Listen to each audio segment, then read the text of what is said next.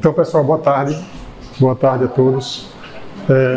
Desculpem esse pequeno atraso aí no início da aula. Me estendi um pouquinho na aula anterior de administração e acabei atrasando um pouco aqui.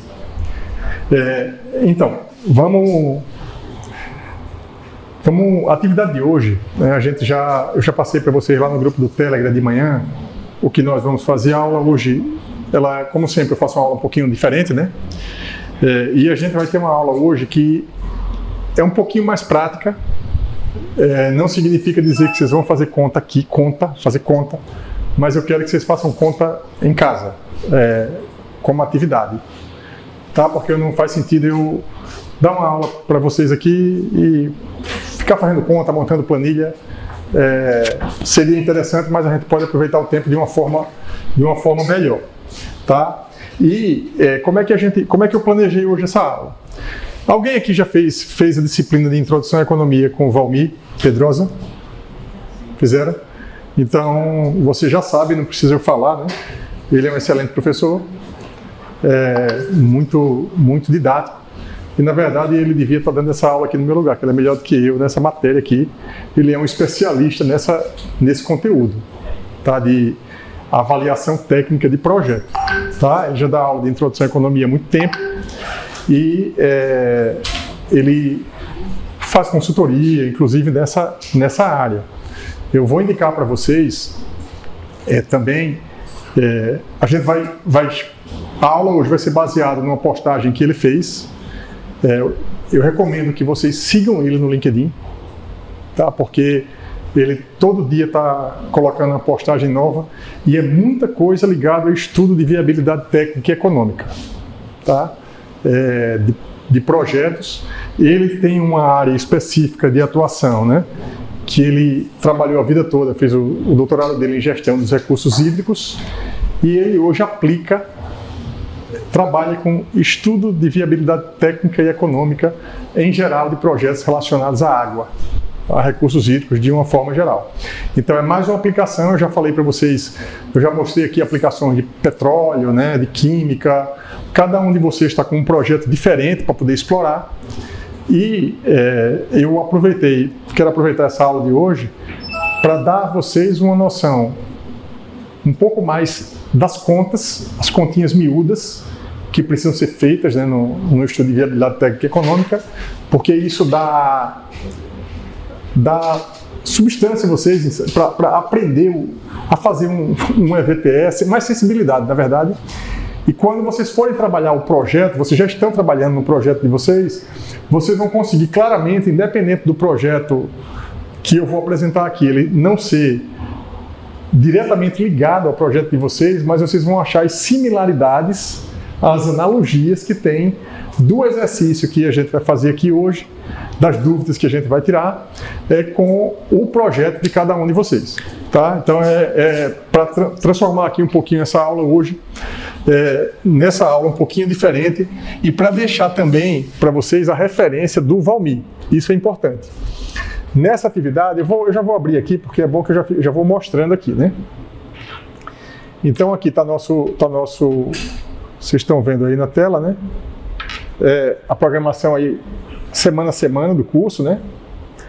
Então a gente está aqui... Pronto, a gente está aqui nesse dia, né? Dia 19 de fevereiro.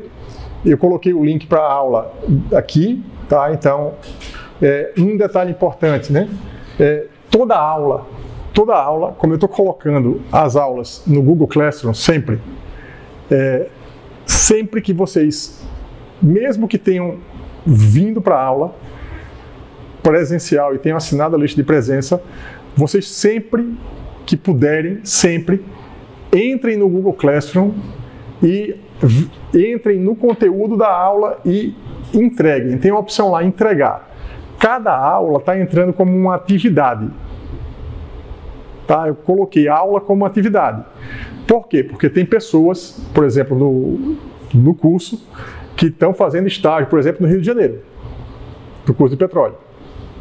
Então, para esses casos, tem a excepcionalidade de ter a plataforma e a pessoa tem que ir cumprindo com as atividades E para isso ela precisa uma atividade muito importante para quem está fora, é entregar a aula. Entregar a aula é o quê? Assistir. Vocês, eu tenho certeza que já estão assistindo, que estão aqui, quem está vindo, né? E tem a presença, mas mesmo vocês, entrem sempre. Por que vocês vão entrar sempre? Porque eu sempre preencho, sempre tem o sumário da aula. É bom que você olha lá depois, dá uma revisada na aula. E muitas vezes eu tenho uma atividade específica da aula para fazer. Então, quando tiver uma atividade específica da aula para fazer, o que é que vocês vão fazer? Vão fazer a atividade e entregar ela como se fosse a aula. Vocês entregam. Aí, toda vez que vocês forem entregar a atividade, ele vai abrir para vocês uma possibilidade de quê? Anexar um arquivo, anexar um link. E aí, o que é que vocês vão fazer? Vocês vão sempre procurar botar um link para algum doc, para o quadro do Miro, para alguma planilha, para algum documento, um link para algum documento que evidencie que você fez a tarefa, que você fez a atividade. Tá? Então isso é importante, né? Porque eu estou fazendo isso porque teve dúvida aqui hoje, a Lara me perguntou aí em relação a isso. Eu não tinha deixado isso claro no começo do curso, até porque eu também estou aprendendo a usar o Google Classroom com mais destreza agora, né? E estou mudando algumas coisas durante o curso e melhorando. Por exemplo, funcionou muito aqui nessa turma e na turma de administração, que foram as duas turmas que eu já dei as notas, né? Inovação e empreendedorismo está faltando. Funcionou muito, porque fica fácil para eu entrar lá, olhar e entro no link que vocês mandaram, fica muito fácil para eu corrigir e dar as notas. Então, eu tenho prazo para entregar as notas, né? E vocês também gostam de receber a nota logo. E à medida que vocês facilitam a minha vida, mandando os documentos todos, mandando tudo, eu não perco tempo procurando onde é que está, enfim. Então, queria incentivar vocês a usar isso o tempo todo. Mas vamos voltar aqui. Ó, já tem aqui um link. Esse link aqui da aula vai direto na postagem que o Valmir fez hoje. Tá? Ele sempre me manda, a gente está sempre conversando, na verdade, sobre essa matéria, sobre alguns trabalhos que a gente acaba fazendo conjuntamente, né? Então tem aqui, o que é que tem? Esse link já botei para vocês. Vocês vão ver aqui que no final da atividade, eu vou fazer logo essa indicação logo agora. Ó, no final da atividade, ele tem o link, está disponível, o livro está disponível nesse link. Quem não conhecer esse livro ainda, vale a pena conhecer, certo? E eu não tô falando aqui, não estou fazendo essa divulgação aqui, de fato, só porque eu sou amigo dele, ou ele é meu colega de faculdade, não. É muito raro, eu já procurei assim, e estudo bastante essa disciplina, você ter uma literatura que una tão bem a avaliação econômica de projeto, engenharia econômica, com engenharia. Evidentemente que ele foca muito mais na parte hídrica, tanto que o exemplo que a gente vai ver envolve recursos hídricos e saneamento. Mas toda a base que tem aqui nesse livro, tá? Eu vou dar uma passadinha bem rápida aqui nele, né? Ó, aqui, ó. Vou pegar aqui o índice porque dá uma ideia geral. Ó, a engenharia econômica da infraestrutura hídrica. Tá? Então, tem alguns os itens aqui de engenharia econômica. Engenharia econômica é o quê? Avaliação econômica de projeto. Tá? Então, ele tem uma explicação, ele escreve muito bem, então ele tem uma explicação muito detalhada e vai dar uma sensibilidade a vocês, inclusive de pontos que eu nem estou tocando aqui no curso. Porque não dá para tocar em todos os detalhes, mas vocês realmente eu recomendo essa leitura, não somente a atividade dessa aula de hoje. Ó, curva de demanda pela água, análise de projetos da infraestrutura hídrica, tá? Então, ó, valor anual equivalente, tipo de análise de investimento, indicadores, ó, VPL, TIR, payback, alocação de custos na infraestrutura hídrica. Ou seja, é um livro de avaliação econômica de projeto aplicado em engenharia, de um cara que é professor de vocês. Tá? Então eu vou pegar também, para facilitar, né? Eu vou colocar também o link aqui na atividade específica, né? Deixa eu fazer logo isso aqui, porque facilita o trabalho para vocês baixarem o livro diretamente, né? Passo 8, cadê aqui? É esse aqui, né? até mesmo a aula que eu vou dar hoje, né, o conteúdo dessa atividade dele deve ter alguma coisa abordada que envolve a linguagem que ele usa, né? Ele usa uma linguagem especial, assim, diferente, que é a linguagem dele. Talvez alguns termos eu não tenha nem falado para vocês aqui com a terminologia que ele usa, tá? Ó, adicionei o link. Então tem um link aqui, ele já tinha colocado, ó. Então observe que o link para o livro dele está no site da ArcelorMittal, que é uma empresa grande, né? E que ele deve ter feito a consultoria para essa empresa, e esse livro é parte desse projeto que ele construiu com a empresa, com a ArcelorMittal. Então ele tem trabalhos aí com a Agência Nacional de Água, enfim, com o governo do Estado, nessa área de estudo de viabilidade técnica e econômica de projeto. Eu vou deixar esses dois links também na descrição do vídeo do YouTube, para quem estiver assistindo pelo YouTube, né, e for acessar, tá certo? Vamos lá agora para o que interessa, né? O que é que a gente vai fazer aqui? Observem que tem aqui, vocês estão lendo bem daí, estão lendo bem? Observe o que é que tem aqui. Claro. Cadê aqui? Não, acho que ele não está indo mais, não estou conseguindo mais aumentar aqui. Não estou conseguindo mais aumentar. Aí eu vou lendo. Mas de qualquer maneira, quem tiver com dificuldade de ler aí, pode pegar o celular, né? Que no grupo do Telegram está o link para essa aula, vocês acessam essa postagem do celular e acompanham aí pelo celular de vocês mesmo, né? Então, ó, observe. Tratamento de efluente, CAPEX e OPEX. Foi inaugurada uma obra composta por uma estação de tratamento de efluente, ETE, com tratamento terciário que envolve processos químicos e biológicos após o tratamento secundário. Uma rede coletora de esgoto de 68 quilômetros e um emissário final. O investimento, fruto de uma operação bancária, foi de 132 milhões de reais. A ETE, a Estação de Tratamento de Efluente, é capaz de tratar 105 litros por segundo e de remover 98% da carga orgânica. Então, alguns parâmetros e custos da operação foram avaliados. Tá? Quais são os parâmetros que foram avaliados e que ele está fornecendo para a gente para fazer a atividade que ele próprio fez na postagem? Tá? E é essa atividade que vocês podem fazer na sequência da aula, usando a planilha, fazendo contas para avaliar e validar esses números aqui. Tá? Ó, carga orgânica do efluente bruto, tá? Miligrama por litro, 300. Carga orgânica do efluente tratado, miligrama por litro, 6. Enfim, tem outros dados aqui, eu vou simplificar, né? Consumo de energia elétrica, quilowatt-hora por metro cúbico, 0,70. Custo com energia elétrica, 0,65. A unidade está sempre aqui, prestar atenção sempre na unidade. Tá?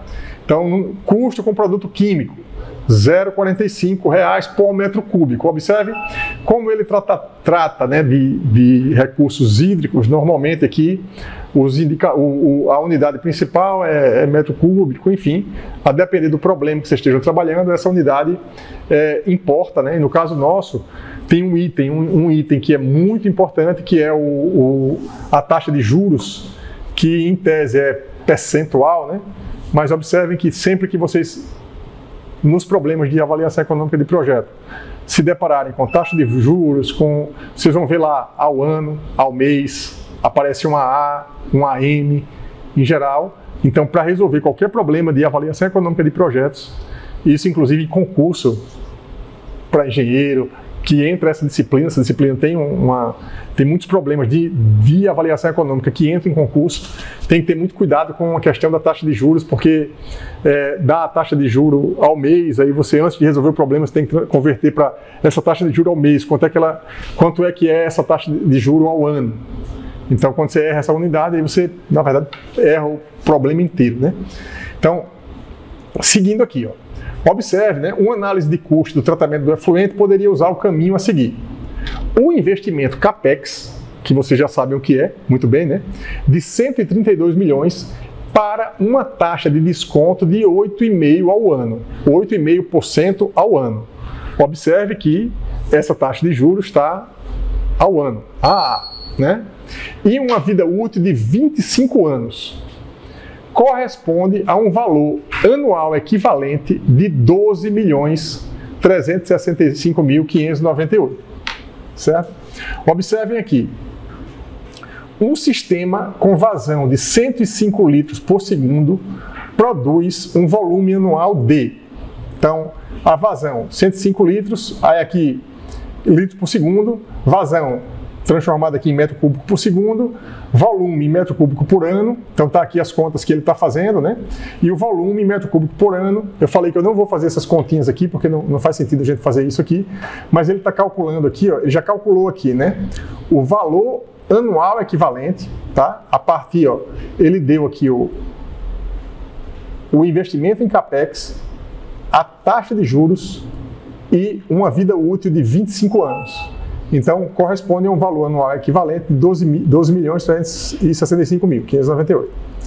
Então, ele está calculando agora aqui o quê? Um sistema com vazão de 105 litros por segundo produz um volume anual de... observe que os dados aqui, ó, a ETE é capaz de tratar 105 litros por segundo. Então, ele está usando esse dado, tá? E calculou um volume aqui, tá?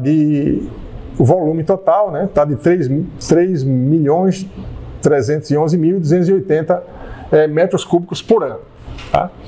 Observe que ele está calculando o custo anual com energia elétrica. Tá? O dado foi dado lá em cima. Então, o custo por ano é o quê?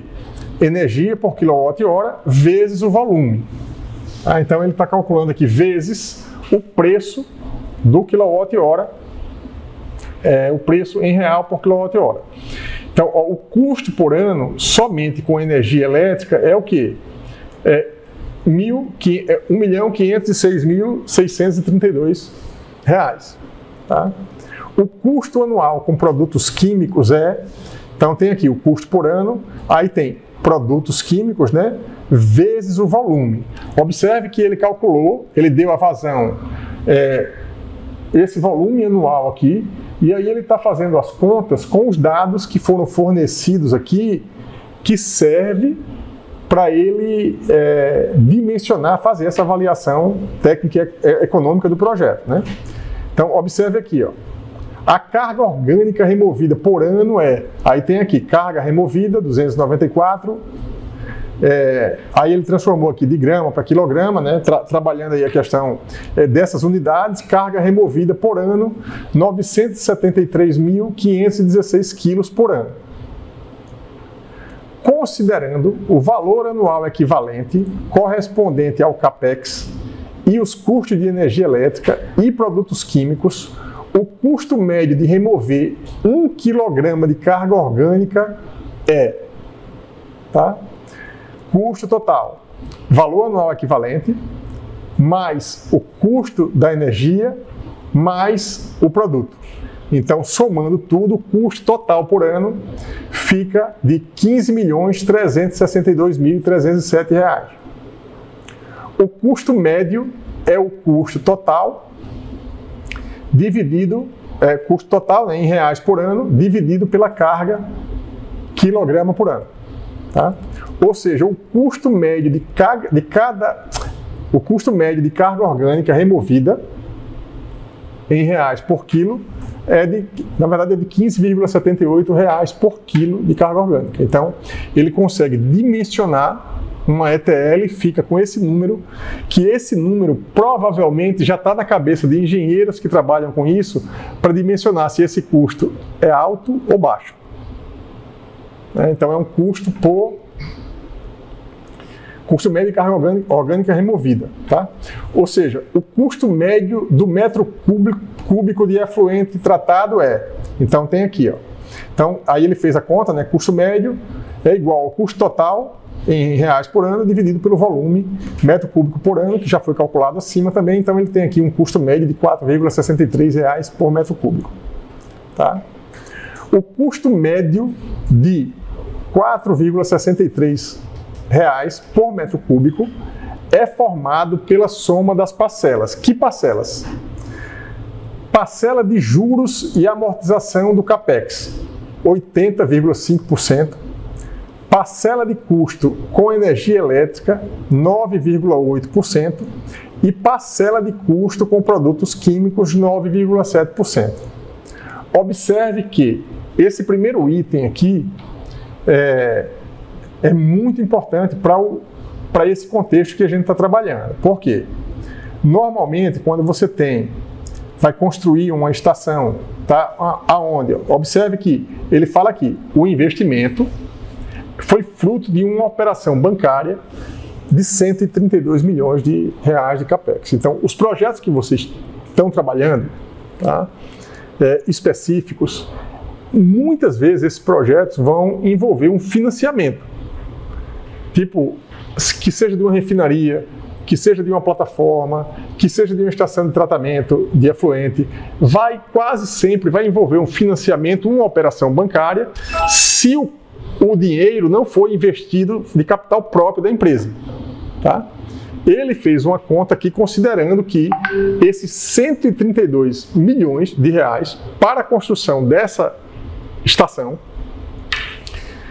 que tem essa capacidade, envolve um financiamento.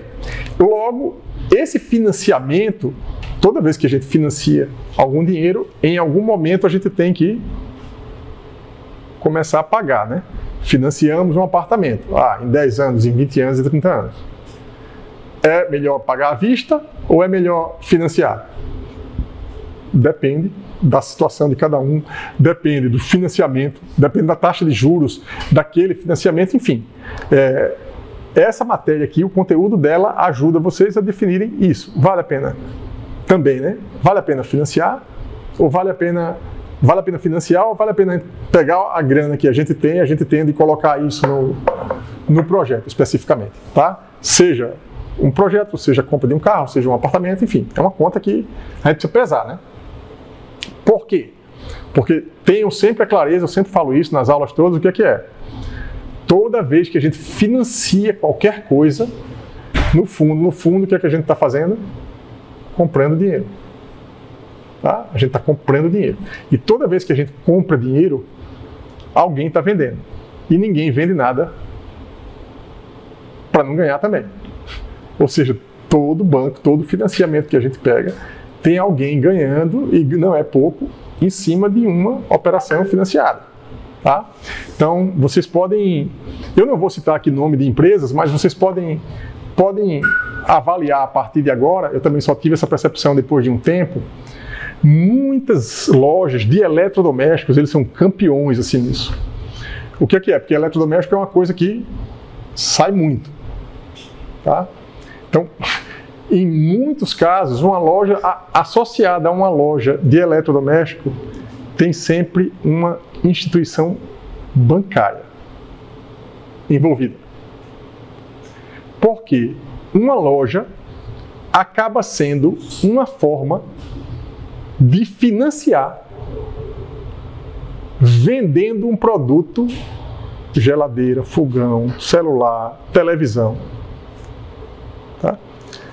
Vendendo um produto, mostrando ao cliente, tem esse produto. Esse produto aqui eu vendo para você em 12 parcelas de R$ 1.500. O cliente, em geral, ele está comprando o quê? O produto. Mas na prática, o que é que ele está fazendo? Pegando dinheiro emprestado para comprar na loja, mas a instituição financeira que está ali do lado vai ganhar como? Nos juros. Ou seja, a loja ganha dentro da margem de lucro do equipamento que está sendo comprado e a instituição financeira ganha porque está ganhando no financiamento que você está pagando, que você tem que pagar, amortização, taxa de juros, ou seja, não é dito para a gente, mas toda vez que a gente está comprando um produto financiado, seja um carro, seja um imóvel, seja qualquer coisa, a gente está comprando duas coisas. o produto e o dinheiro que a gente não tem, mas está ansioso para ter a coisa. É aquela coisa que eu falo na primeira aula. Antecipar custa e retardar rende. Quem consegue retardar o consumo e investe vai precisar, ao longo da vida, gastar menos dinheiro comprando dinheiro. Tá? Aquela aula que eu trouxe do investidor Sardinha, a primeira aula do ano, tem toda a relação com esse assunto que eu estou tratando aqui. Mas vamos voltar agora para o processo aqui do Valmir, né? Ó, então, observe que todo mês tem uma parcela, veja, que vai corresponder, todo mês vai ter que pagar 80,5% de uma parcela correspondente ao CAPEX, e as outras duas parcelas que vão ser pagas, que é o custo médio, né, envolve OPEX, que é a operação. Para a estação funcionar, eu tenho que pagar tudo que eu investi, os equipamentos, o CAPEX, e a operação, evidentemente que aqui o Valmir está colocando somente o custo com energia elétrica e o custo com produtos químicos. Tá? No entanto, nessa operação tem muito mais coisa envolvida. Por exemplo, pessoas. A estação de tratamento de efluente, para funcionar, precisa ter engenheiro, técnico, operador, parará. Esse custo não entrou nessa atividade e todo projeto que vocês forem fazer de estudo de viabilidade técnica e econômica de projeto vai envolver sempre uma simplificação. Não dá para a gente detalhar, tipo assim, imagina, uma operação de uma ETE. Vai precisar comprar água para as pessoas beberem? Vai precisar comprar mobiliário? Vai. Tudo isso vai. Isso entra, é o custo da operação. Mas quando a gente faz um EVTE, a gente está simplificando, tipo assim, passando uma régua aqui, isso aqui, a partir desse nível não vai entrar, porque passa a ser, inclusive, muito pequeno, mas todo EVTE, no final das contas, tem uma precisão, porque a gente está sempre fazendo uma aproximação. Tá? Vocês aprendendo a fazer um estudo de viabilidade técnica e econômica de projeto é melhor do que não fazer nada, porque tem que ter um estudo de viabilidade técnica e econômica, principalmente de projetos grandes, mas na hora de fazer esse estudo de viabilidade técnica e econômica, você vai ter um prazo para fazer esse estudo, porque tem uma decisão de investimento a ser feita ali, e esse prazo, vai ser dentro desse prazo que você vai ter que trabalhar. E aí, muitas vezes, não dá para entrar no detalhe, tá? Então, eu vou pegar um pouco disso que eu estou falando agora, como eu estou trabalhando com vocês aqui. Eu estou fazendo nessa matéria, esse ano, né, uma construção de um projeto. Vocês estão construindo um projeto aí. Aí vocês vão ter dúvida, peraí, vocês já pegaram os itens de CAPEX principais lá, usando o ChatGPT, que eu já orientei vocês a fazer. Aí vai ter os itens de OPEX, de operação. Aí vocês vão ter essa dúvida, peraí, qual é o valor que eu vou considerar? Quais são os valores que eu vou considerar para o meu projeto? Essa decisão não é do professor. Essa decisão é de vocês que estão fazendo o projeto. O que vocês precisam escrever no projeto é quais foram os itens que vocês consideraram. Tá? E isso vocês precisam, tipo, eu vou trabalhar na Petrobras, na Braskem ou em qualquer outra empresa e eu vou precisar fazer um EVTE em algum momento. Tudo bem, o processo vai ser simplificado.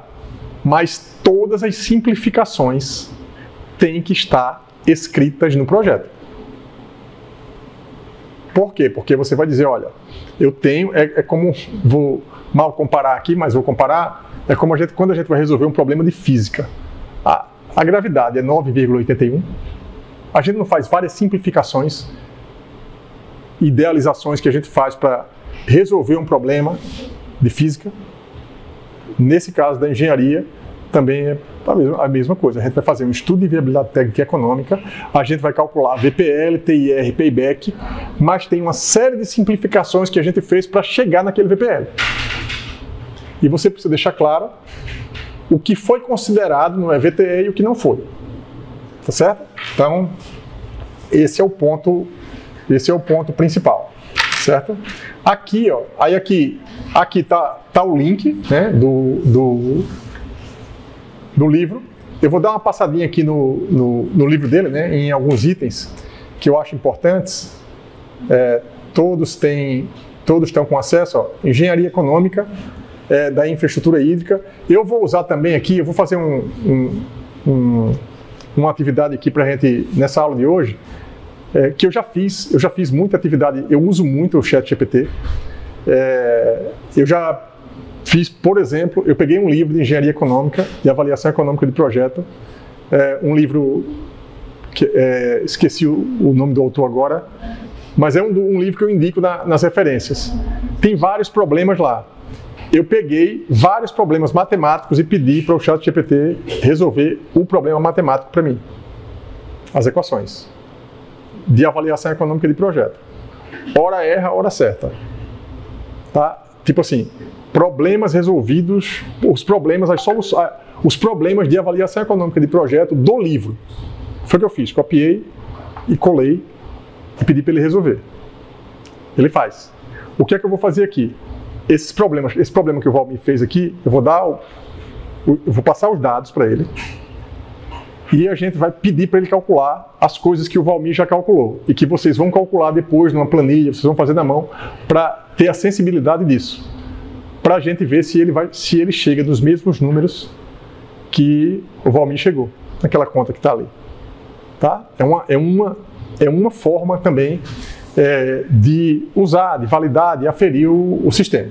Mas vou dar uma passadinha aqui nessa parte do livro, porque tem alguns itens que vocês podem, inclusive, para o trabalho, consultar o livro e colocar no trabalho de vocês referências a questões que ele fala no livro. Porque, ó, vamos lá. Então, eu vou pegar aqui, ó. O que é que ele está fazendo aqui, ó, na primeira parte, né? Ó, a engenharia econômica da infraestrutura hídrica. O que é que ele está fazendo? Ó? Tem aqui singularidades da infraestrutura hídrica. Deixa eu diminuir o zoom aqui, porque eu acho que está...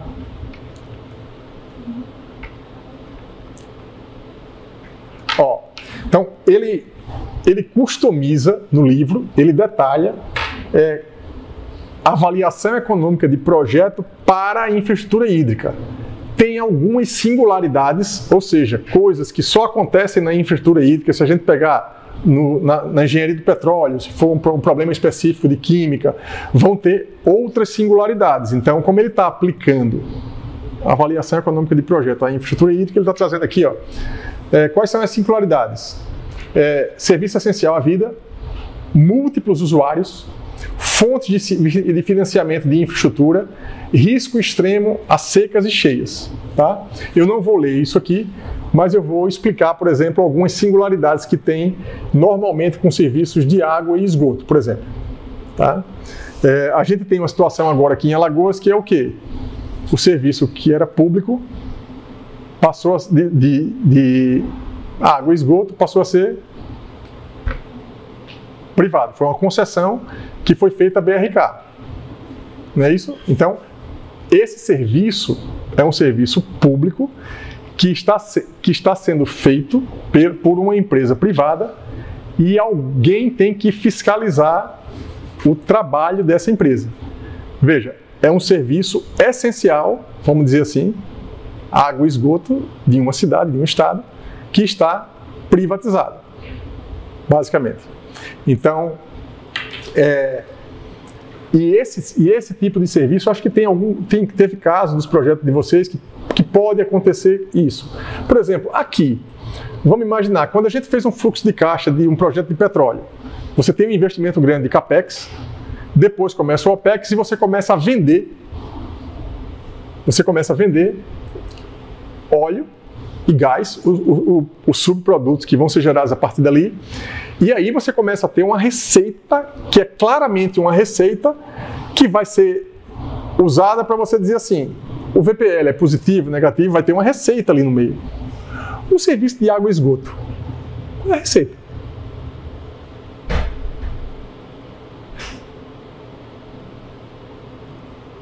É um serviço, vai ter uma receita, vai. Por quê? Vai vender água e esgoto. Bem, a gente sempre pagou, né? Vamos dizer assim, a gente sempre pagou uma taxa na conta de água, vem lá, água e esgoto. Aquilo ali é uma receita que antes era operada por quem? Pelo governo. Agora é operado por quem? Por uma empresa. Eu estou dando um exemplo para ficar mais claro para vocês, porque é um caso do Estado aqui, né? Mas qualquer serviço público que tem uma concessão é assim. Eu dei um exemplo, por exemplo, eu já dei um exemplo aqui de uma estrada. A gente não paga o pedágio em várias estradas que a gente vai, em algumas delas. Normalmente, toda estrada que a gente está andando e está pagando um pedágio, o que é que está acontecendo? Um modelo parecido com o modelo do saneamento aqui agora. É o quê? Uma concessão para uma determinada empresa operar, para ela gerar receita, o que é que ela faz? Cobra o pedágio. Então aquilo é a receita. E toda empresa pública, toda empresa privada, antes de começar, quando vai concorrer à prestação daquele serviço, participa de uma licitação e tem que apresentar na licitação um estudo de viabilidade técnica e econômica de projeto. Provavelmente a BRK e todas as empresas que operam serviços públicos junto com o governo, em parceria com governos, têm que fazer um estudo de viabilidade técnica e econômica igual a esses que vocês estão trabalhando aí. Só que vocês estão pegando um caso específico para cada coisa, e eu estou mostrando aqui ao longo do curso quais são as aplicações que vocês podem se deparar mais adiante. Numa próxima aula eu vou trazer aqui de novo o exemplo que eu já apresentei, mas eu vou trazer de novo motivado por essa aula de hoje, do cálculo, tipo, definir uma empresa vencedora num processo de concessão de uma rodovia. Então, quem trabalha no setor público vai, tipo, implementar uma licitação, vai receber propostas e tem que definir. E essa definição é feita normalmente a partir do EVTE. Por quê? Qual é o grande conflito que existe quando você tem um serviço público que é, tipo, qualquer majoração no preço da água e de esgoto a partir da privatização, o barraco não está formado? Não vai ter gente reclamando? Vai. Mas isso tudo, em tese, é feito em acordo ali entre governos, federal, estadual, municipal, a depender em que âmbito se dê essa parceria, mas a majoração dos preços, ela precisa, inclusive, estar em contrato, no contrato que foi feito posterior à licitação. Como é que isso vai se dar? Então, quem trabalha em empresas de concessão de serviços públicos está com o EVTE na mão todos os dias. Por quê? Por que vai aumentar? Peraí, mas o VPL estimado não foi esse? A inflação, quanto foi? Por que esse preço vai aumentar tanto aqui? Vai aumentar porque a gente precisou, vamos pensar numa situação hipotética aqui. A gente precisou construir uma infraestrutura de muito mais estações para atender uma demanda específica. Ou seja, isso não estava no projeto original. Então, como tem uma demanda específica, aquela demanda específica vai ser posta e aí aquilo ali vai acabar impactando no custo que a gente vai pagar todo mês por água e esgoto. Tá? Perceba que é uma aplicação clara de um EVTE, né? E eu estou trazendo isso por conta dessa motivação aqui, ó. Serviço essencial à vida, múltiplos usuários, fontes de financiamento de infraestrutura e risco de extremos, secas e cheias. Tá? Eu ainda não entrei nesse mérito aqui, mas eu vou dar uma aula de avaliação de risco, gestão de risco, porque essa disciplina ela está diretamente ligada à gestão de risco. Toda vez que a gente faz um EVTE, de qualquer coisa, tem sempre um risco. Eu sempre digo, social, político, econômico, Tem mais outros 2 tipos de risco que não está me vindo aqui na cabeça agora, mas tem riscos que a gente precisa prever. No caso, por exemplo, de quem está prestando um serviço que envolve água, no EVTE tem que ser considerado a possibilidade de uma seca. De em alguma região, durante um determinado período. Por quê? Porque se vai haver, tem a lei da oferta e da demanda, né? Se vai haver uma seca, então a água vai vir de onde? Porque o prestador de serviço, como é um serviço essencial à vida, ele tem que prestar. Então, vocês estão vendo assim a importância de um EVTE, do conteúdo que vocês estão vendo, e as complexidades que isso envolve. O Valmir traz, inclusive, no livro dele, ele trabalha muito com isso, com gestão de conflito, tá? Que aí é um tema que eu trato na administração. No finalzinho da disciplina de administração é gestão de conflito. Por quê? Porque veja que uma operação dessa de privatização, de concessão de um serviço público, veja a quantidade de envolvidos que tem. Tem um cliente final que está lá na ponta querendo o serviço de água e esgoto, pagando o menor possível. O mínimo possível. Porque é um serviço essencial. Tem o governo no meio gerenciando tudo.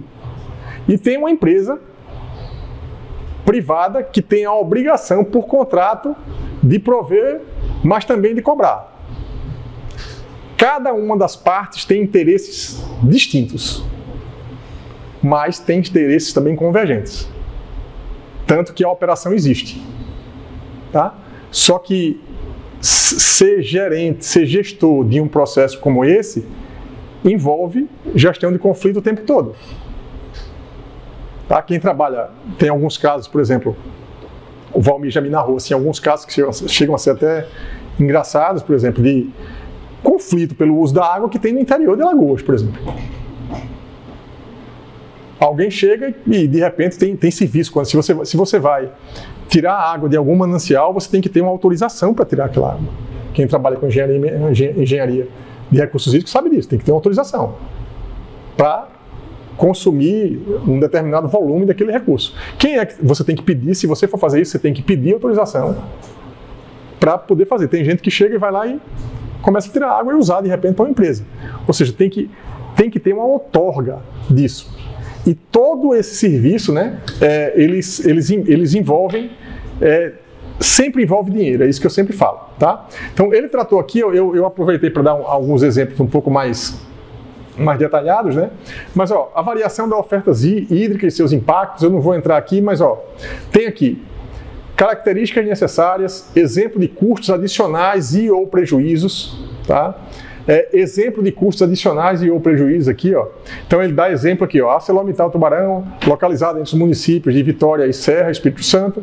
Então tem um exemplo de problemas que envolvem a indústria, tá?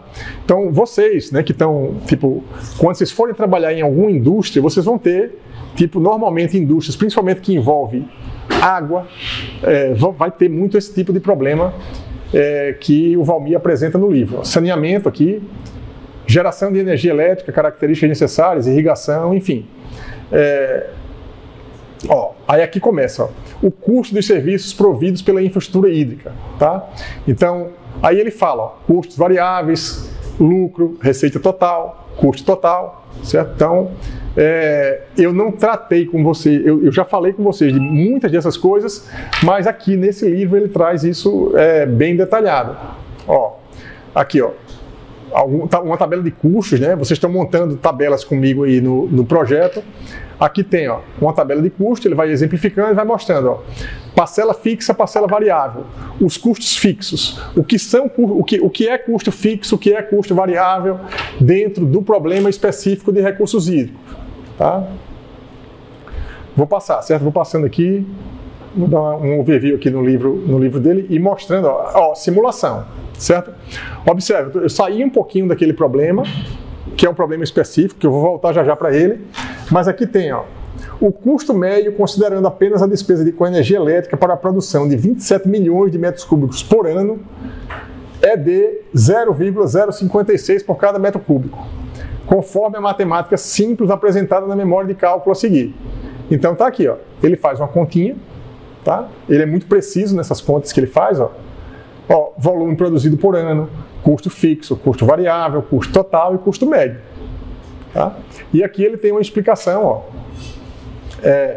Não foi possível obter informação exata a respeito de outros custos de operação do Canal do Sertão Lagoano. Mas, para realizar o cálculo da curva de custo médio de forma ilustrativa e pedagógica, admitamos que ocorram os seguintes custos fixos. Tá? Então ele coloca aí um detalhe, isso está tudo escrito no livro, né? Ó, e a tabelinha. Eu mostrei para vocês no início, né, do curso, tabelinhas parecidas com essa. Ó.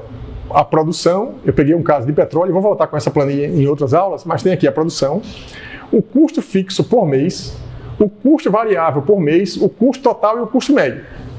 E aqui uma curva do custo médio de produção de água em reais por metro cúbico no Canal do Sertão Lagoano. Esse aqui é o custo médio.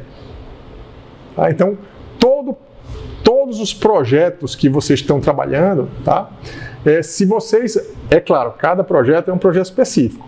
Se vocês conseguirem detalhar e levar para aquela planilha de vocês, como ele está trazendo aqui, vai ser muito interessante isso tá no trabalho final de vocês. Por isso que eu estou colocando isso aqui, para vocês se inspirarem, na verdade, no que está feito no livro.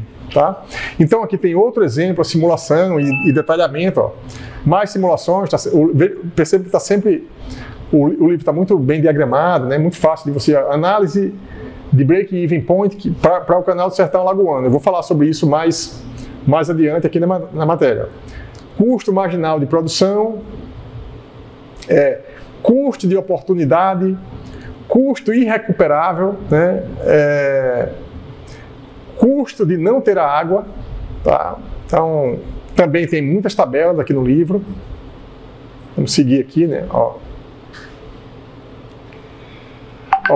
Isso aqui, o que é que ele está mostrando aqui nesse item? Tá?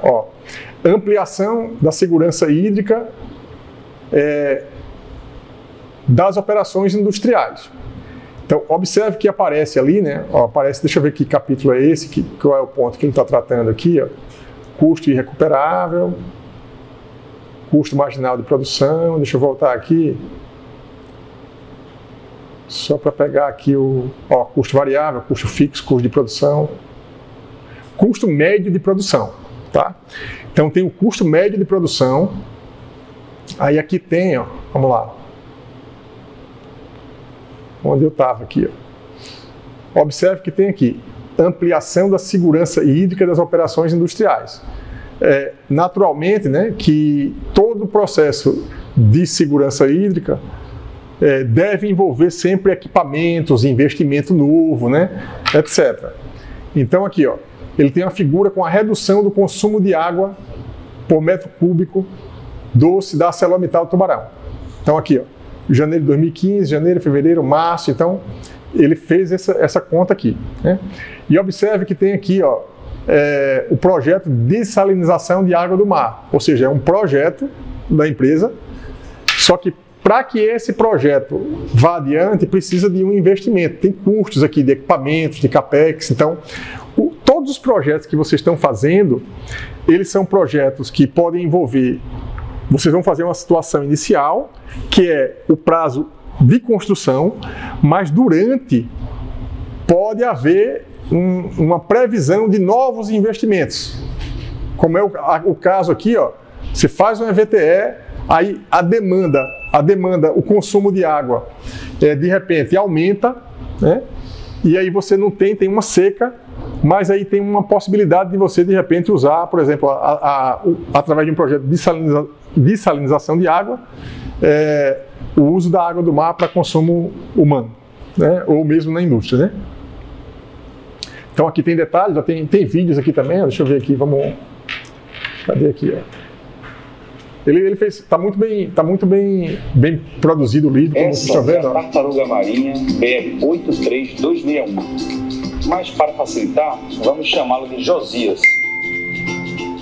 Josias teve uma vida difícil.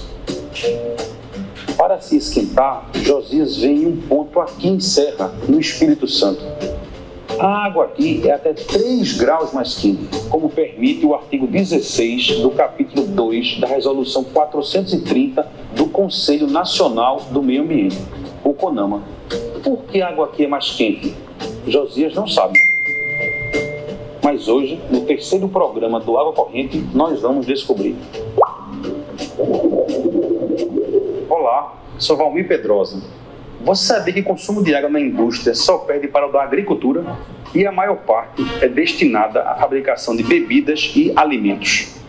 A água na indústria alimentícia é fundamental, devido às várias funções que desempenha.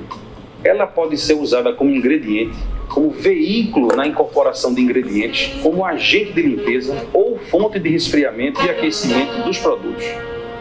Por exemplo, como na cana-de-açúcar. Na indústria, essa água é usada como lavagem da cana, nos cozedores, nos condensadores, na destilação ou mesmo no resfriamento de equipamentos, de forma que a indústria da cana-de-açúcar, que produz etanol, açúcar ou bioeletricidade, depende fundamentalmente da água. Hoje em dia, felizmente, em grande parte do Sudeste, o corte da cana é mecanizado. O fato do corte ser mecanizado impede que a cana toque no solo, então a cana chega mais limpa ao parque industrial. Portanto, é dispensada a lavagem da cana ou mesmo muito reduzida, de maneira que a produção é mantida com menos consumo de água. E essa quantidade total de água doce usada diretamente ou indiretamente na produção de algum alimento ou bem de consumo é chamada de pegada hídrica. Praticamente tudo que existe hoje consumiu água em alguma ou algumas etapas de sua produção. Melhorar os processos de produção para usar água de forma mais eficiente não devia. E a coisa mais inteligente a ser feita, uma vez que esse recurso, cada dia mais escasso, é essencial para as atividades industriais. Se faltar água, o setor para. E o pessoal da ArcelorMittal Tubarão sabe disso há muito tempo. A água circula pelas tubulações, faz o resfriamento dos equipamentos da ArcelorMittal Tubarão, assim como o sangue circula para nossos veios, para nossas artérias, nos mantendo vivos. Então, 96% da água utilizada na ArcelorMittal Tubarão provém do mar. E dos outros 4% que é provém de água doce, 97% é recirculada. Ou seja, é a água que é aproveitada mais uma vez no processo produtivo. No projeto original da usina já foi previsto que a gente ia buscar a geração de energia própria. A água que a gente vai usar para resfriar, onde precisa resfriar esse processo de geração de energia, ela pode sim ser com água do mar. A água do mar essencialmente é usada na ArcelorMittal para resfriar seu processo produtivo. E essa água não é contaminada, ela não entra em contato com o processo. Não tem a única característica alterada é a temperatura. Sem aditivo químico, né? Sem que a gente tenha que fazer um contato direto. E a gente precisa devolver para o mar de maneira equilibrada. Ela entra na planta, resfria o processo da planta e volta para o mar, assim como entrou. E ela chega só um pouquinho mais agradável para as tartarugas, né? E aí o Josias se sente feliz porque tem água um pouco mais quente que é a que ele prefere para tomar seu banho. Grande parte do problema com o desperdício de água nas indústrias está na utilização de métodos ineficientes. Por isso, a questão do reuso da água é uma questão de vida ou morte. Mas nós temos uma estação de reuso, que é a EPA Reuso, que é uma estação em que a gente coleta efluentes descartados dos processos produtivos, onde não teve mais função de reaproveitar o efluente, e cada área já reaproveita aqui ou lá, né? Então, o que a gente... Isso aí é um exemplo, né, de aplicação clara. Aqui, o exemplo que a gente viu é uma estação para tratamento de efluentes, né? No caso aqui, ele está mostrando, né, uma estação, um projeto de reuso que precisa aqui, né, do tratamento de efluente para o aproveitamento da água no processo e aproveitamento da água da chuva. Faz o tratamento na estação. Depois de tratar dessa água, nós vamos... São tipo 2 projetos que estão dentro do projeto de reuso.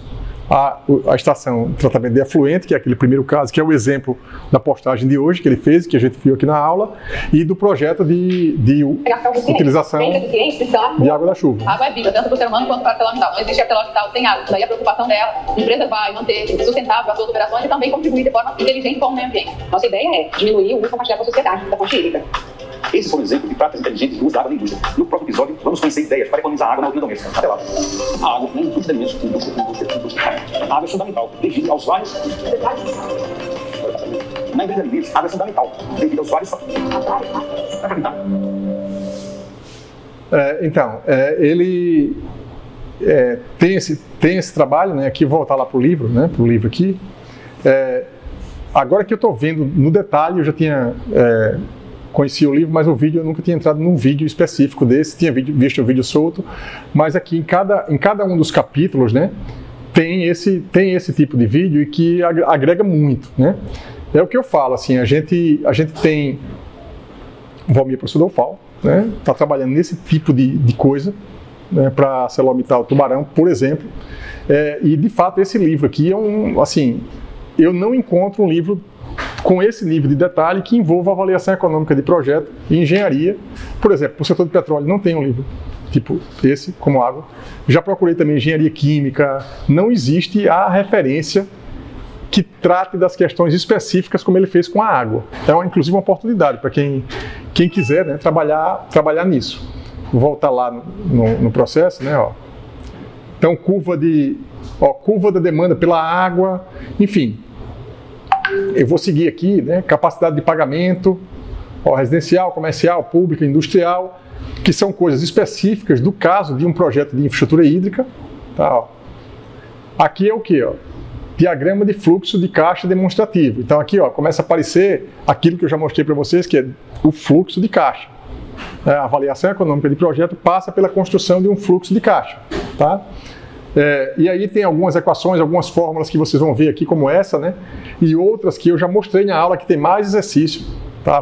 Daqui a pouco eu vou fazer um exercício aqui para a gente ver se vamos ver, o ChatGPT acerta, vamos ver essa questão. Foi isso que eu fiz com outro livro. Vou fazer aqui com esse livro. Ó, tem vários exemplos específicos, né? Ó, termos técnicos das operações financeiras, prazo de amortização, periodicidade de pagamento, tabela SAC, tabela price, valor futuro, juro, valor descontado, amortização, prazo de carência. Algumas das coisas que eu já falei para vocês, fui falando para vocês no início, mas não dessa forma que o Valmir separou aqui, bem estruturado. Ó. Cálculo do financiamento da infraestrutura hídrica. Tá? Então aqui tem a fórmula matemática que estabelece a equivalência. O exemplo, ó, valor anual equivalente, aqui ele define, que é uma coisa que está no exercício que eu passei para vocês. Ó, análise de uma estação de tratamento de efluente. Ele deve ter pego aquela postagem dele, deve ter sido muito inspirada nesse exemplo que está aqui. Ó.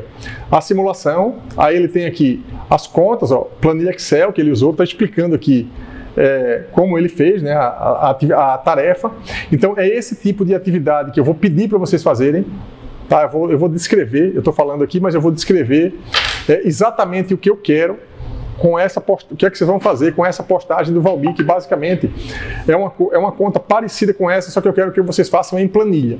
Eu já passei vídeos para vocês usando como usar uma planilha Excel para avaliação econômica de projeto, e eu quero que vocês peguem esse exemplo do Valmir e usem a planilha Excel, e o exercício está inclusive resolvido aqui, né, no livro dele. Tá?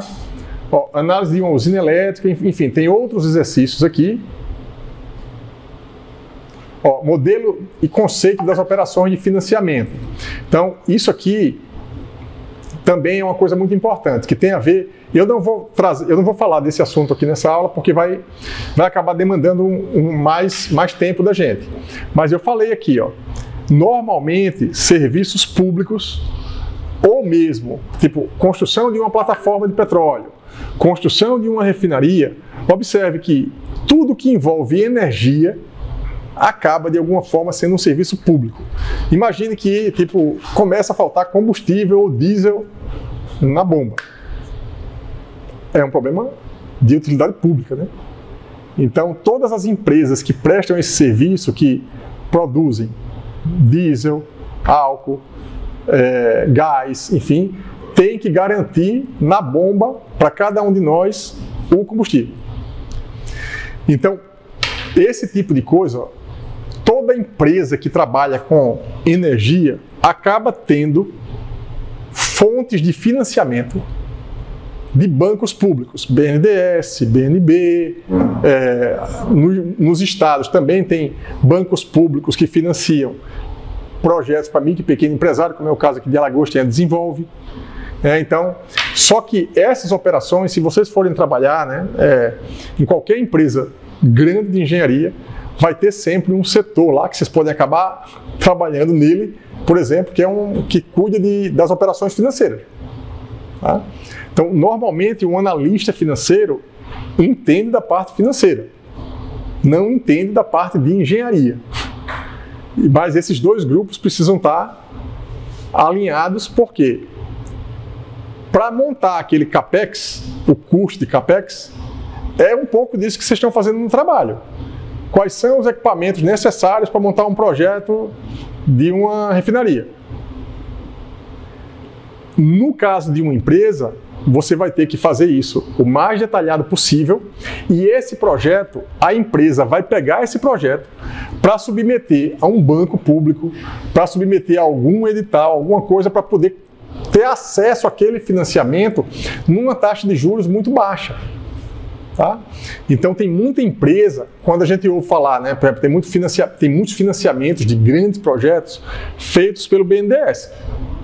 Eu já mostrei aqui em alguma aula o site do BNDES, aí tem lá quais são as operações de financiamento que o BNDES está apoiando agora. Logo no tempo, lá atrás, no tempo do pré-sal, quando descobriu o pré-sal, o BNDES, por exemplo, abriu um conjunto de financiamentos, de fundo de financiamento para grande indústria, para empresa média. Para quê? Para poder fomentar o processo de exploração do pré-sal no Brasil. Então, hoje, por exemplo, com essa questão da energia renovável, deve ter, se eu entrar aqui, vocês podem entrar no site do BNDES e procurem lá, é um exercício bom para vocês fazerem. Entra no site do BNDES e vê quais são as operações de financiamento que eles estão fomentando agora. Por quê? Porque eles têm financiamento para operações especiais que a taxa de juros é muito mais baixa do que a taxa de juros que a gente paga se a gente for pegar um dinheiro no banco agora, para fazer qualquer coisa. Por quê? O governo, Banco de Desenvolvimento. Se o banco é um banco de desenvolvimento, ele existe para financiar o desenvolvimento do Brasil, do Estado, da região. Então, o que é que ele faz? Ele financia a um juros muito mais baixo projetos que são de interesse nacional. Então, aí olha o que está colocado aqui. Exemplos de financiadores. O financiamento de coisas públicas podem vir do Orçamento Geral da União, tá? Aqui do BNDES, ele está dando exemplo de tipos aqui de financiamento, não vou tratar disso agora. Banco Mundial, tá? E recursos próprios. Então aqui, ó, ele pegou um exemplo de contemporâneos de financiamentos no Brasil. Evidentemente que ele tratou aqui mais do caso da água, tá? Mas se vocês entrarem em bancos públicos, vocês vão ver que tem para várias áreas, tem financiamentos possíveis e varia muito a taxa de juros entre esses financiamentos, tá? Então, ó, tipos de análise de investimento, análise de viabilidade econômica, que é nossa disciplina aqui, tá? Indicadores de viabilidade, ou seja, tudo que eu já falei para vocês, VPL, TIR, Payback, taxa mínima de atratividade, tem aqui um livro de referência com a explicação sobre cada um desses itens. E quem fez a matéria com o Valmir Economia já tinha aprendido com ele, na matéria, cada coisa dessa. O que foi que ele fez? O que é que o Valmir fez? Pegou todo o conteúdo que ele aprendeu e ministrou aqui de economia, encontrou um espaço, né, para fazer estudo de viabilidade técnica e econômica, que é muito importante, e juntou aí o interesse da indústria que tem nesse tipo de trabalho. O livro dele, por exemplo, foi financiado pela Celor. E tem essa aplicação aqui. Eu estou agora aqui com vocês, dando aula na universidade, que ele também dá aula, e vocês tiveram aula com ele, usando na aula o livro que ele montou. Porque é parte do conteúdo daqui. Né? Ou seja, praticamente tudo feito em casa, né? Na UFAL. E às vezes a gente perde a noção, não, porque tem que pegar um livro. Não, o livro foi feito por um professor de vocês. Tá? É pegar aqui e a gente seguir, né? Provavelmente pelo que eu estou vendo aqui, eu vou até adotar o livro dele já no início do curso, do próximo curso de avaliação econômica de projeto, porque tem muita coisa aqui que realmente já está pronta, já dá para fazer, né? Então, aí tem aqui, ó, estudo de viabilidade econômica de uma adutora de vinhaça. O projeto de vocês, cada um tem um tipo de projeto. Vocês podem e devem se inspirar nos projetos que ele está montando aqui, para implementar o projeto de vocês. Vocês não vão ter tempo suficiente para detalhar muita coisa, mas não custa nada olhar para os exemplos que ele está dando aqui e seguir por esse roteiro dentro do projeto de vocês. Até onde der para ir, para fazer o link com aquela planilha que vocês já estão preenchendo. Tá? Então esse é o desafio nosso, meio de vocês, no trabalho, né? Recursos hídricos específicos do financiamento da infraestrutura hídrica. Então aqui tem mais coisa, enfim, alocação de custos da infraestrutura hídrica. Toda a indústria, né, tem alocação de custos. Então aqui ele está fazendo, né, mais um trabalho aqui, mais uma parte do livro dele, o projeto de integração do Rio São Francisco, enfim. Então aqui a gente sai um pouquinho já do nosso foco, né, nosso objetivo aqui na aula, mas basicamente, ó, aí tem aqui, ó, as referências que ele usou, né? Enfim. Beleza? Para encerrar aqui a aula, eu tinha prometido para vocês fazer isso, eu vou fazer isso aqui, tá? Bem rapidinho, e eu vou fazer vou pegar um exemplo que ele já fez aqui, tá? Que aí também é uma ideia, né? Aqui, ó. Vamos lá. Vamos para o ChatGPT. Então, o uso do ChatGPT, a gente tem várias formas de usar, né? Pro bem, pro mal, ruim, boa, enfim. Você pode fazer um trabalho todo, um TCC todo, copiando e colando. Assim, do ponto de vista ético, é um desastre. Do ponto de vista técnico também, todo um desastre. Mas é uma ferramenta que não dá para não usar hoje. Agora é o quê? Fazer o bom uso. Eu uso, tem muitos professores que questionam, não, porque o ChatGPT, eu uso desde o dia que eu soube que existia. Inclusive na aula. Quem fez, acho que o Igor fez administração comigo, no curso de administração, no ano passado, e eu estou usando esse ano de novo, eu construo um planejamento, uma análise SWOT todinha usando o ChatGPT. E ele vai fazendo, e eu vou corrigindo. O importante é ser crítico, saber o conteúdo, porque o ChatGPT na mão de quem não sabe nada, para fazer pergunta besta, não serve para nada. É fazer a pergunta certa, né? Então, eu vou mostrar aqui para vocês. Eu vou pegar aqui o caso do Valmir, né? Ele é bom para fazer texto, mas é péssimo para fazer cálculo. Pronto, olha. Você já testou? Algumas coisas que essas matérias. Pronto. Ele é bom para fazer. É isso aí, isso. Agora, para fazer cálculo, eu pego. Uhum.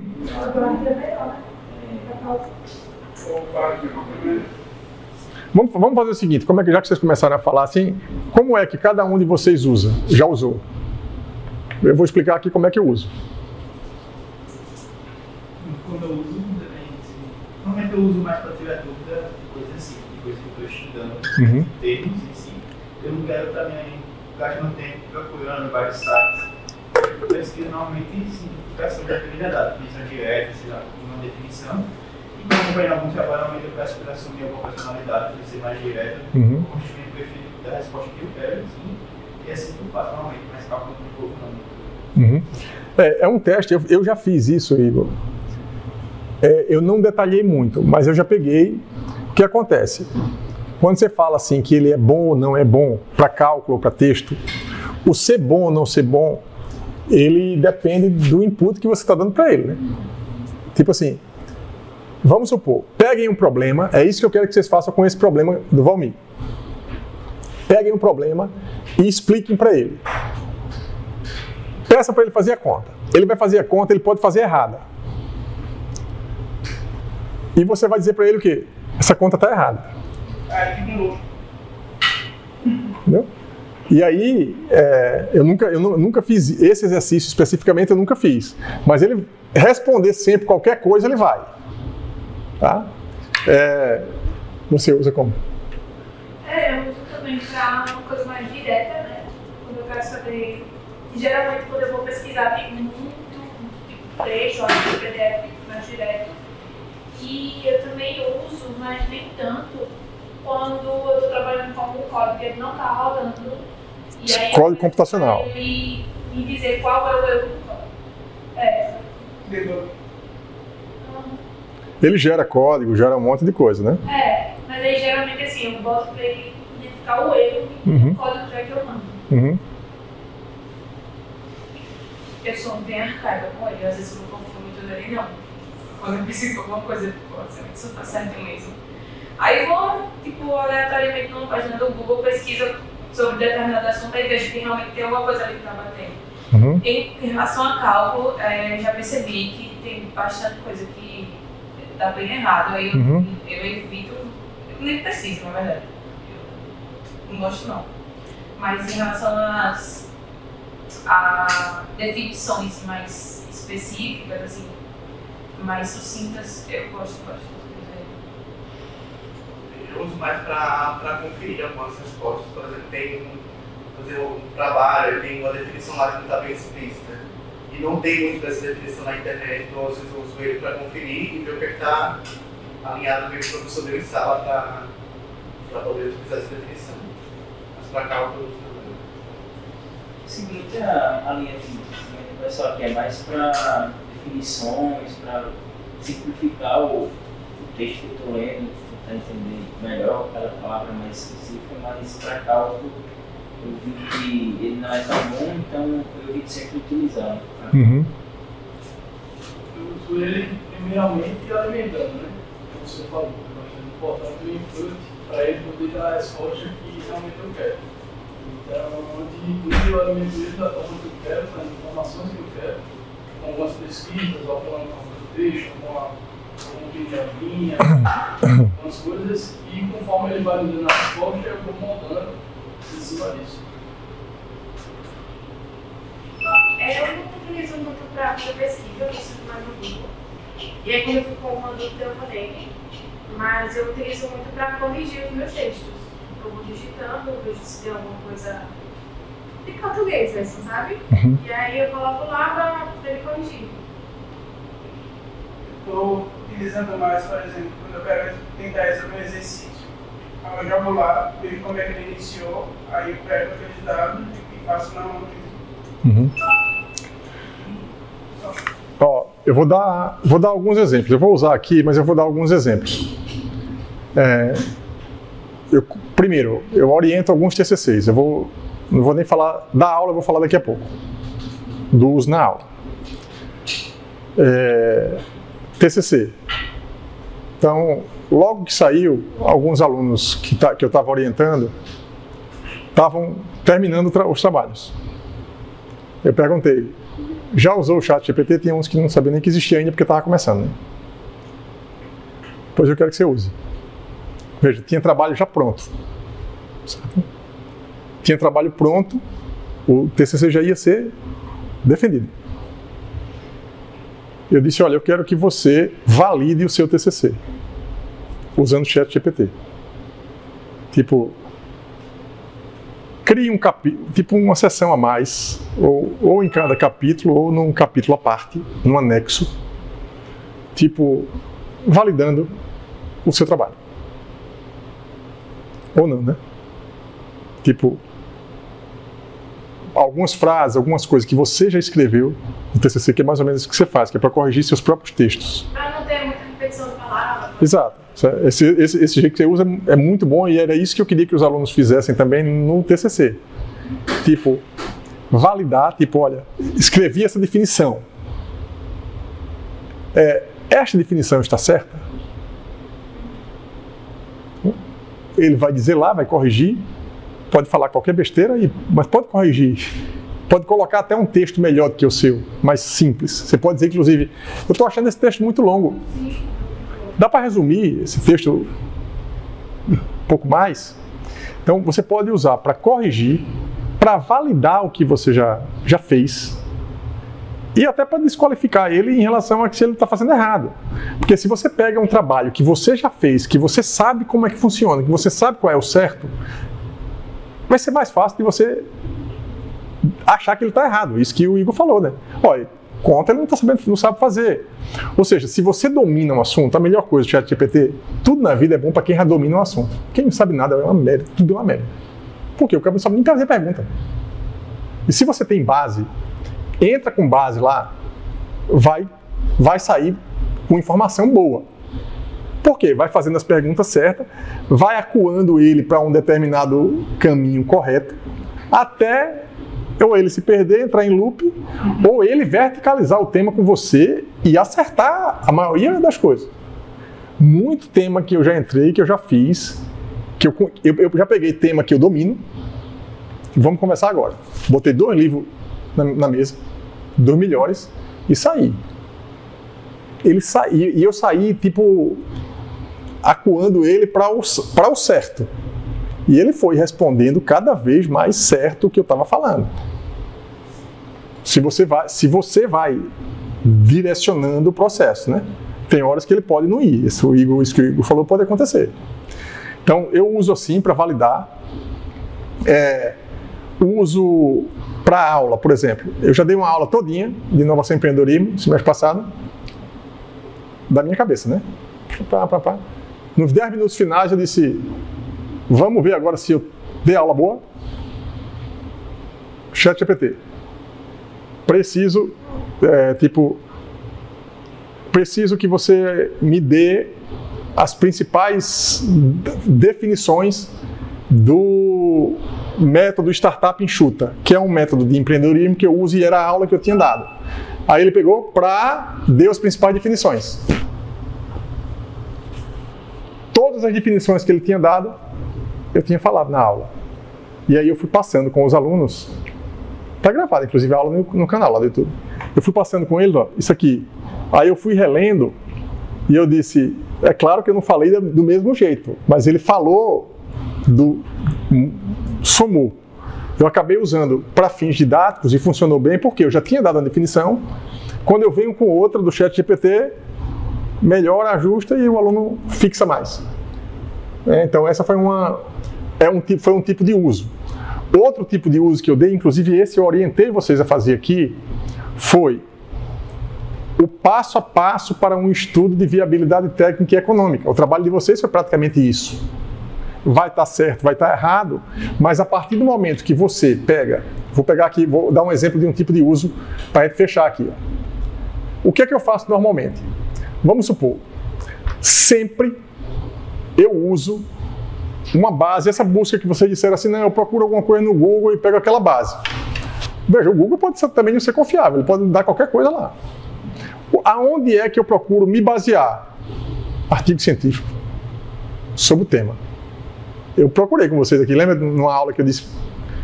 Eu saí procurando artigo científico sobre o tema. Eu já fico com o artigo científico, baixo o artigo. O melhor livro sobre o tema, baixo o livro. Ou seja, eu já me ancoro em duas bases que eu tenho certeza que são consistentes. Porque toda vez que eu vou para o ChatGPT, eu posso ir para o ChatGPT para tratar de um detalhe de um assunto que eu já domino, ou eu posso ir conversar com ele sobre um assunto que eu não sei nada. O que é que eu faço quando eu não sei nada? Um livro, um artigo científico de alguém que sabe. Boto ele do lado e saio testando, perguntando as coisas que estão no livro. Isso aqui está certo? Isso aqui é ok? Vamos fazer um teste aqui. Pegar só um exemplo aqui do livro do Valmir. Aqui, ó. Valor anual equivalente.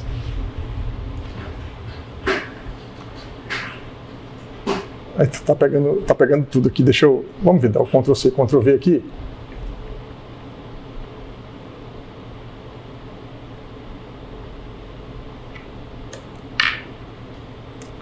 Vou fazer um teste aqui.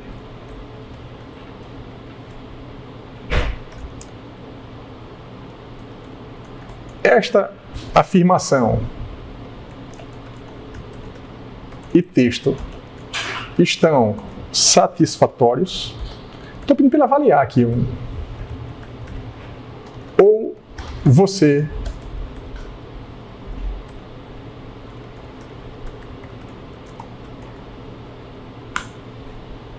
um exemplo. Tá? Eu confio totalmente na definição que o Valmir fez, né? Veja que isso é uma forma de aprender. Tá? Porque quando eu pego uma definição de valor anual equivalente que o Valmir deu com base na experiência que ele tem, e eu pergunto para o ChatGPT, pega isso aí e me redefine, vê se está ok. Eu estou com duas definições. E aí eu posso montar a minha, né? É uma ferramenta de ensino mesmo, de aprendizado. Né? Então, ó, o que é que o Valmir fez aqui? Ó? Vamos lá. Ó, cadê aqui que foi isso aqui? Aqui. Ó, o que é que o Valmir colocou, né? O valor anual equivalente é um critério usado largamente para comparar projetos por meio do uso da equivalência de pagamento anuais. Traduzindo em passos, A. O fluxo de caixa é descontado do valor presente após essa etapa. B. O montante será convertido em um pagamento anual equivalente. Esse critério é muito útil para comparar diferentes alternativas e para o cálculo do custo médio de produção de algumas operações. Vejamos alguns exemplos para esclarecer o conceito. Ele não fez muito sentido o que eu fiz, porque o Valmir puxou para outro exemplo. O que é que o ChatGPT disse para a gente? O valor anual equivalente é um critério financeiro amplamente utilizado para comparar diferentes projetos ou alternativas de investimento, baseando-se na ideia de equivalência de pagamentos anuais. O processo de cálculo do valor equivalente anual envolve dois passos fundamentais. Determinação do valor presente, aí ele explica. Conversão em pagamento anual equivalente, aí ele explica. Então, Veja, ele escreveu aqui, ó. Eu não vou ler tudo, está gravado, eu vou mandar esse link, eu vou colocar esse link aqui, eu vou compartilhar aqui e coloco lá no link da aula, né? Copy link já é um uso aqui, né? Eu venho aqui, ó, para quem estiver assistindo depois, né, tiver acesso aqui, ó, por exemplo, o link desse chat está público, né? Para todo mundo e está compartilhado com vocês. Quando vocês vierem para cá, vai ter a gravação da aula e vai ter esse link para esse chat GPT que eu estou gerando agora. Aí o que é que ele falou aqui, ó? Esta versão revisada busca proporcionar uma explicação mais detalhada do conceito dos passos envolvidos no cálculo do VAE, bem como enfatizar sua importância e aplicabilidade e avaliação e comparação de projetos de investimento. Ou seja, não vou fazer a avaliação agora, que não vai dar mais tempo, está no finalzinho da aula, mas é uma forma de usar, de aprender, e se você parte de um livro, como o livro do Valmir, que tem uma consistência, a tendência é ele melhorar mesmo, ou não sair muito da linha, tá? Para terminar, agora é para terminar mesmo, vamos pegar aqui um exemplo. Ó, eu vou pegar esse exemplo, vou pegar um exemplo um pouco menor aqui.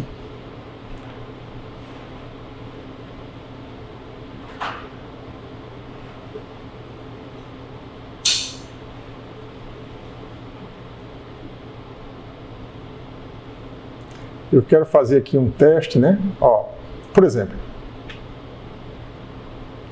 vou pegar esse aqui.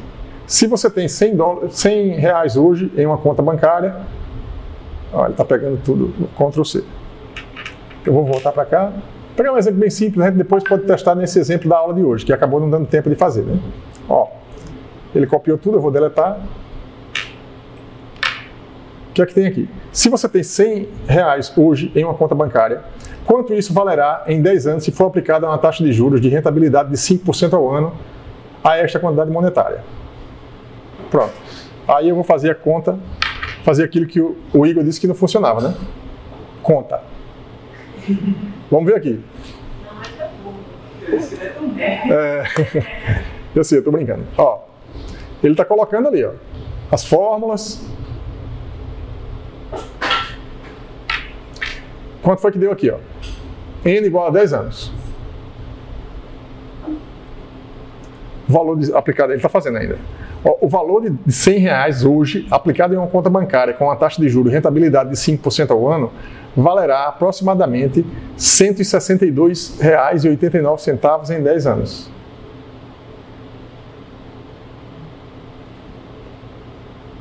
Acertou aqui. Mas esse problema, aqui, ó, F igual a, é isso? 162. Tá? Esse exemplo é muito simples. É um exemplo que envolve taxa de juros, básico. Então, esse exemplo ele sabe fazer. A tendência no futuro é ele errar cada vez menos. Porque ele vai aprendendo as contas, as perguntas que as pessoas estão fazendo. Essa pergunta que eu fiz envolve coisas primárias, básicas, que são feitas em todo lugar do mundo. Ou seja, essa ele sabe. Se vocês pegarem um exemplo um pouquinho mais complicado, ele pode se enrolar, vai errar e vai entrar em loop. Mas é uma ferramenta a mais aqui que a gente tem para usar e é isso que eu estou explorando aqui com vocês. Mas se você está errado, o resultado é 30, ele vai colocar. Ele vai se atrapalhar também. Vamos lá? Quer fazer? Vamos aqui. Ele vai falar, você tem razão, o resultado é 30. Aí é bullying, né? Aí eu vou fazer um bullyingzinho com ele, com ele aqui, né? Tem certeza? Eu já fiz isso. O resultado é 30. Ó, já melhorou, porque em alguns momentos eu fiz, tem certeza, ele tenta refazer a conta ele estando certo. Quando a conta é um pouquinho mais complicada. Ó, sim, tenho certeza para... Beleza? Então, é isso, pessoal. Um abraço e até a próxima aula.